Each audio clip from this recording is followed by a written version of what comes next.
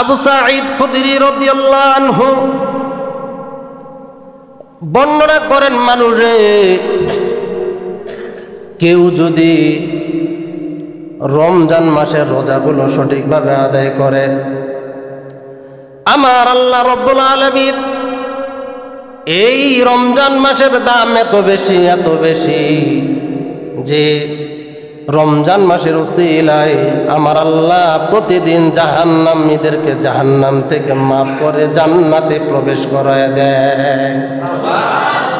আবু সাঈদ খুদরি রাদিয়াল্লাহু আনহু ডাক দিয়ে বলে, মানুষে এই রমজানের পাওয়ার এত বেশি যে এই রমজানে যে রোজা রাখবে, অর্থাৎ রোজাদার, এই রোজাদারের দাম এত বেশি, সে যদি দোয়া করতে থাকে দিনে অথবা রাতে, আমার আল্লাহ তাআলা তার দোয়া অবশ্যই কবুল করে নিবে। এই জন্য মুসলমান বন্ধুগণ, রমজান মাস আমাদের সামনে উপস্থিত হয়েছে, কিভাবে এর কদর করব?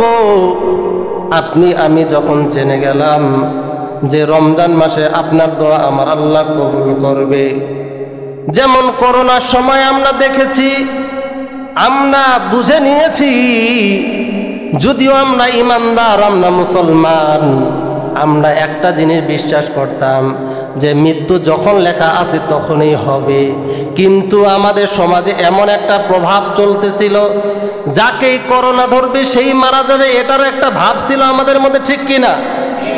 এ বন্ধু, এ বাবাজি, ওই সময় আমরা এটাও জানতাম যে আমাদের মৃত্যু যখন লেখা আছে তখনই হবে, কিন্তু সমাজে যারই করোনা হয়, যেই আক্রান্ত হয়, সেই মৃত্যুবরণ করে, তখন আমাদের মাইন্ডটা সাময়িক সময়ের জন্য এটাও চলে এসেছিল যে যাকেই করোনা ধরবে সেই মারা যাবে।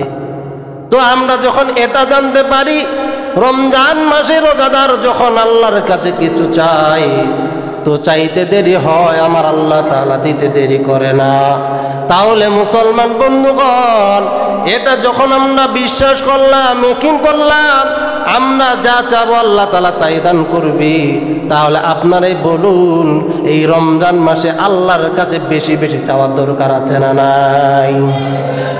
এই জন্য আমার আল্লাহ রাব্বুল আলামিন ডেকে বলেন, ইয়া আইয়ুহাল্লাযীনা আমানু কুতিবা আলাইকুমুস সিয়ামু কামা কুতিবা আলাল্লাযীনা মিন ক্বাবলিকুম লাআল্লাকুম তাত্তাকুন। আল্লাহ রাব্বুল আলামিন ডেকে বলে, মানুষ, হে আমার ইমানদার, হে আমার বান্দাগণ, তোমাদের উপরে রোজাকে আমি ফরজ করেছি, যেমনি ভাবে ফরজ করেছিলাম তোমাদের পূর্বপুরুষদের উপরে, যেন তোমরা তাকওয়া অর্জন করতে পারো। আমার বন্ধুগণ, তাকওয়া যদি অর্জন করতে হয় তাহলে আল্লাহকে ভয় করতে হবে। আল্লাহকে এমন ভয় করতে হবে, কেমন ভয়? আপনার গুনাহ করতে মন চায়, কিন্তু আপনার মনে পড়ে যায় দুনিয়ার কেউ যদি না দেখে আমার ওই গুনার খবর জানেন কে? দুনিয়ার মানুষকে আমি ধোঁকা দিতে পারবো, দুনিয়ার মানুষকে আমি বুঝাইতে পারবো আমি কোনো গুনার কাজে জড়িত নই, আমার গুনাহ করতে ভালো লাগে না, কিন্তু দিলে যদি আপনার গুনার তামান্না থাকে, দুনিয়ার মানুষ যদি নাও জানে তাহলে জানে আমার আল্লাহ।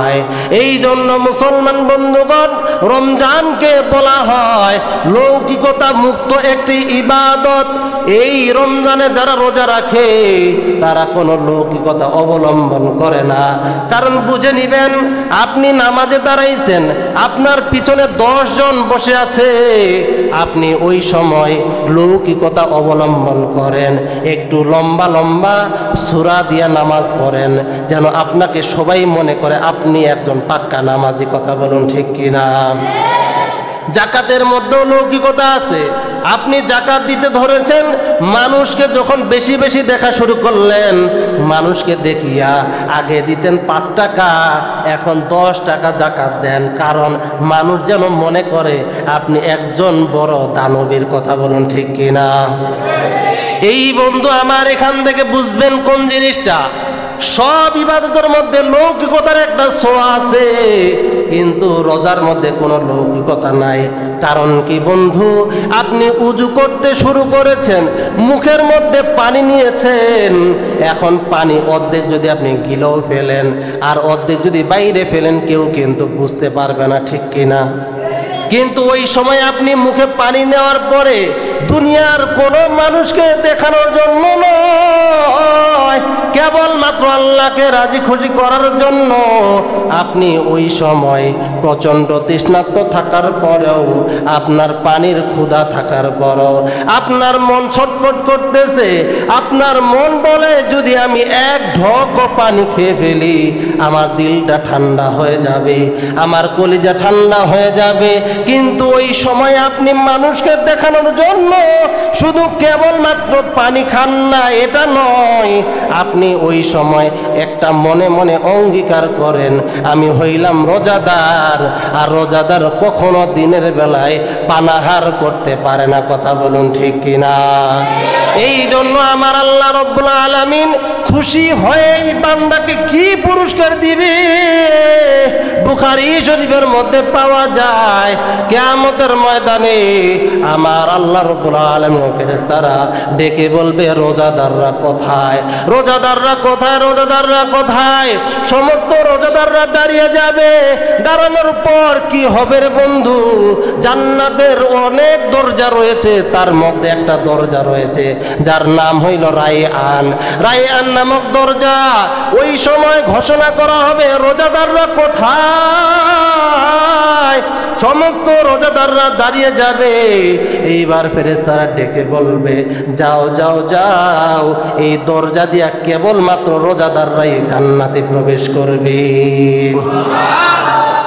জান্নাতীরা যখন রায়আন নামক দরজা দিয়া, জান্নাতীরা রোজাদার জান্নাতীরা রায়আন নামক দরজা দিয়া যখন জান্নাতে প্রবেশ করবে, ওই সময় ফেরেশতারা ডেকে বলবে কুলু ওয়াশরাবু হানিআম। ওই সময় ফেরেশতারা ডেকে বলবে ও রোজাদার জান্নাতীরা রে, তোমরা খাও এবং পান করো। এই প্রতিদান হলো ওই দিবসের জন্য যেই দিবসে তোমরা খানা পিনা থেকে বিরত থাকতা।